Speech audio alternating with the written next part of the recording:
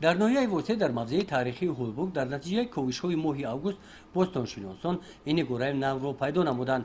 بعد نمودار گشتن قسمتی بالایی نگاره بوستانشناسان گمان کردند که این خم است، ولی بعد چقورتر کردن اطرافیان فکرشون تغییر یافت.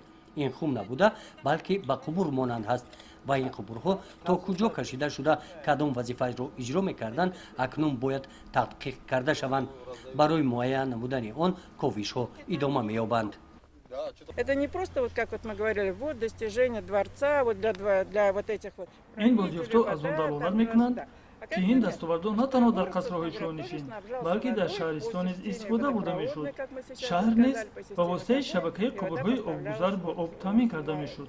На территории городища тоже, не только в дворцовую часть. کوشش‌های نوی بوستانشناسان تاجیک در قسمت شهرستان شهری هولبوک ماه آگوست آن همین طور با موفقیت آغاز گردید. این نوبت بوستانشناسان در مبزه شهرستان هولبوک قسمت اهالینشین آن کوشش‌ها می‌گذرانند.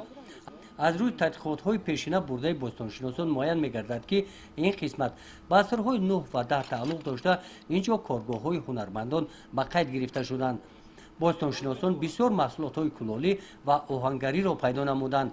از این بازیافت خود آنها خیلی خرسند هستند. ما تصور کردن نمیتوانستیم که شهرنشینان چگونه زندگی میکردند. گفتگوها اساساً در قصرهای شاهنشین گذرانده میشدند با امیدی که یگان کشفیات گوشنشینیده به دست آید. حیات عادی شهرنشینان باشد از مد نظرها دور میموند. در این شهرستان ما باری اول کوشش میکنیم که طرز حیات مردم عادی را آموزیم. چگونه زندگانی میکردند، چه استحصال میکردند، با چه کار مشغول بودند، خانه‌های استقامتیشان را چگونه میساختند و غیره ها. کوشش‌های بوستانشناسان همراه عالمان انستیتوت تاریخ، کارمندان ممنوعگاه تاریخی هولبوک هم شرکت دارند. برای عبدالله خوجایف، دیرکتور ممنوعگاه و کارمندان آن اشتراک در چنین کوشش‌ها در فعالیت من بعدشان خیلی کمک می‌رساند.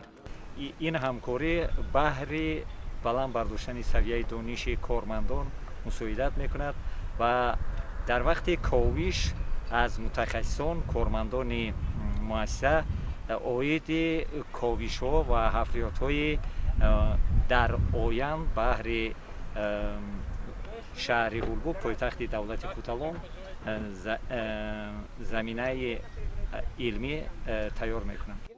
کوشش‌های نوبتی بوستانشناسان مدت یک ماه ادامه می‌یابد. بوستانشناسان امید دارند که بازیافت‌های نوبتی در هولبوک در تاریخ عصر میانگی خلق تاجیک صحیفه نو می‌گشاید. گزارش خواجه نظریف خدای نظر زهرف از ناحیه بوسه برای برنامه اطلاعاتی نوید.